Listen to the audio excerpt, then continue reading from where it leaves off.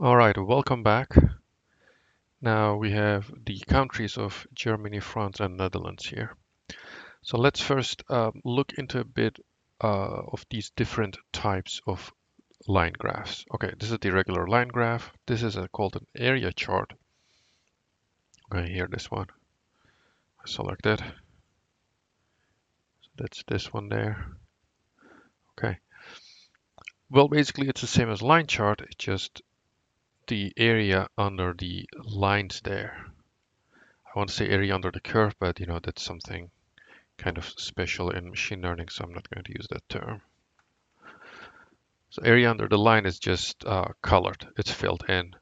And here it's colored with blue, then it's colored with yellow for France, and it's colored with red for Germany, but then all these colors extend all the way to the bottom. That's why you see this kind of should be yellow, but red plus the yellow becomes like an orange color. Red, yellow, and blue becomes kind of a darker color here, kind of towards dark. Kind of looks brownish to me. So this, overall, I don't think I like this very much. So the message conveyed is the same as line graph. So yeah, there might be cases where this might be more useful. It's just you have to visually inspect the figure and see which one looks better. This one is different, stacked area chart right next to it here in the middle. Okay, this one right here. So this one is different. What does this do? Well, basically it's a stacked area chart. So it's still, area chart as you can see, but then each of the countries are added on top of each other. So it's a cumulative chart here. Okay. The total travel for France is basically from the bottom line, from the x-axis all the way up to the yellow line there. The amount of travel happening in Germany is this red area, and it's basically the distance from this yellow line up until this red line, the distance in between over here. Okay, so it's basically like from here to here, basically. Okay, kind of a drawing there with my mouse, but basically that distance there. This one is for Netherlands. It's basically the distance from the red line up until the blue line.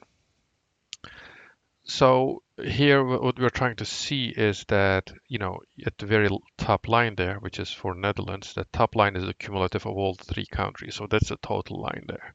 So when you look at this graph, you can see the total travel happening in these three countries with this upper area. And kind of comparatively, you can compare and see whether there's some pattern changes over time or whether they stay kind of significant, about the same, or is there any significant difference happening?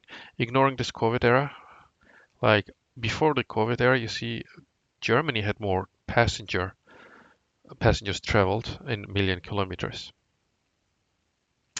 After the COVID, it seems kind of just roughly when you look at it, yellow and red are about the same. So France actually has done better after the COVID pandemic. That's what you can quickly tell from here. Okay. So yeah, that's what you can see from the stacked area chart. This has its own use cases. For example, if you were to have a store, a company selling different items, you can track their revenues over time and then see if one is increasing, decreasing over time. You can also see the total sales happening there, kind of a trend, right? And seasonality, and you can see those patterns. So the now the comparison, when you want to compare the different countries within each other, stacked area chart, 100% stacked area chart is actually making more sense because what happens at each time point or date point, everything is equated to 100%. And then you can see, so how does that happen? First of all, let's talk about that. So let's say this point right there. Okay, France is 17,000, Germany 25, Netherlands 11. Add these up, you get about 36, 43, 53, 54,000, maybe around that number, 53,000, close to 53, yeah. And then you divide each value by 53,000 by the total of these three. So 17 divided by 53, and then for Germany it's 25 divided by 53, so close to 50%. Netherlands is 11 divided by 53, so about 1/5, so about 20%. So that means at this point, France was around 30%. Let's check. So 2017 July. Okay, 2017 July right there. Yeah, France is about 32, Germany 47, and Netherlands 20%. Okay. So at each date point, you can see the share of each country in this case in terms of millions passenger kilometers traveled. And you can see over time whether there is any changes happening. So from the stacked area chart, we kind of said, okay, Germany seems to be losing and then France is gaining here. You can see that more clearly here. You can see the yellow one, right? So again, do not really pay attention to the pandemic era. But before you see red was much larger. Towards the end now, Germany has gone down from like 49, 45% down to 30, 35, 36%, while France has increased from around like 30% values up to 40% values. Netherlands has relatively stayed stable, although it has gained against Germany as well a little bit more. Okay, so as you can see, this makes it very clear in terms of that. So this one has its own use case as well. Okay, so these were some line charts that are possible. And of course, you can definitely add more countries here. So let's try United Kingdom, United States. Now, United States really dominates, so let's take that out. I don't know, let's add Egypt maybe. Yeah, Egypt does not have a big share there. Um, so you can see these changes happening over time. And we can look at the other graphs as well. Actually, let's do that. And let me see. I wanted to talk about this actually. So let's put our countries back. Okay, these three countries we started with. I'll go back to line chart and add Brazil. Okay, okay, Brazil. Now with Brazil, there is some instances where there's no data points collected. So here, for example, if you pay attention, okay, if you pay attention to this point here between, so there is a date point there, there's a data point there on 2023 April. When you go right, you see we don't get anything from Brazil. Again, nothing up until July. So there isn't, some measurements are missing here. Okay, there's April, May is missing, June is missing, and then there's July.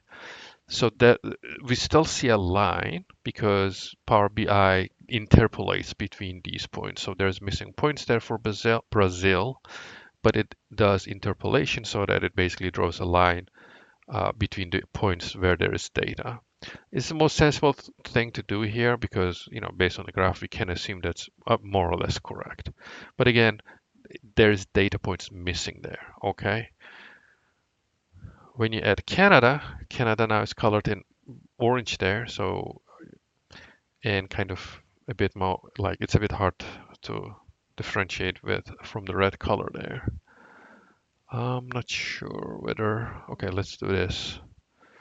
Let's go to format your visual lines because we have lines here. And then applying settings to not Canada, yeah, Canada. And then let's change the color of Canada from orange to, for example, we have different colors here. There's a black color there. I really want just a color that can differentiate. I think, yeah, the black color is good. You can clearly see what's going on. That's what we wanted to do. Okay, Canada, okay, it starts from the left side there, pretty good, going up until here, and then it stops. After 2023 December, sorry, 2022 December, you see that's the last point, and then in 2023 we don't have any data points for Canada, also not in 2024, so it just stops there, okay? So there's nothing we can do, there's no data, so basically then Power BI also stops drawing it. Now when you go into area chart, okay, so this is what the area chart will look like. Again, it's a bit complicated here. Now, I don't like it very much. Let's check the stacked area chart. And I think there is, oh, okay, there is some interesting things happening there. But if you pay attention, so Canada black line there and the black area kind of ends here, you see. It goes until 2022 December and then it just stops there. And then it disappears. So here after 2023, right, we don't have Canada at all. So all these curves have shifted down because basically it's a cumulative chart, as we said before. What happens during this period here where there was no data points for Brazil, right? Brazil is this dark blue color at the bottom. Well, because there's no data points, again, all these other data points shifted down. So right now over here in this point, the zero value is for France, right? That because we don't have any point values for Brazil, basically Power BI, it's missing point and it assumes it to be zero, and then it goes down like this. Okay. So you can see these kind of things. So stacked area chart in these kind of situations is not very useful. So it's you need to make sure that basically you don't have any missing values like this. Okay. So for each date point, there should be data points present for each of the categories you're checking on. Otherwise, it doesn't look very good anymore. How does the 100% chart look like? I think this is a bit better. You see Canada there, going up until 2023, and then here it ends, it's gone. Um, and you see like that anomaly there happening for Brazil because we don't have data points for June and May for Brazil. That's why it goes to zero and then comes back up. Um, so yeah, that these things can happen if you don't have, if you have missing data issues there. So just be careful in those.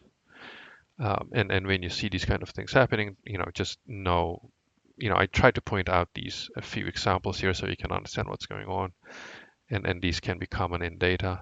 So try best as you can to avoid these kind of issues if you can. And this is quite interesting here in the middle. So this is, yeah, during the pandemic. Okay, so Canada had a much larger share there. If you think about it, Canada is a very large country, so people might still have continued to travel and use the airplanes in some way. Actually, let's check on that. So if you go with line chart there, and let's only check domestic. Okay, so this is Brazil. So Brazil is also a large country. So you see, during the pandemic it decreased, but there was still some travel. Same for Canada. When we look at international, yeah, Brazil international decreased quite a lot during the pandemic, but within the country, um, you see both Brazil and Canada had some flights there, although of course much less than before. Again, makes sense because they are large countries. Okay, thank you, and see you next time then.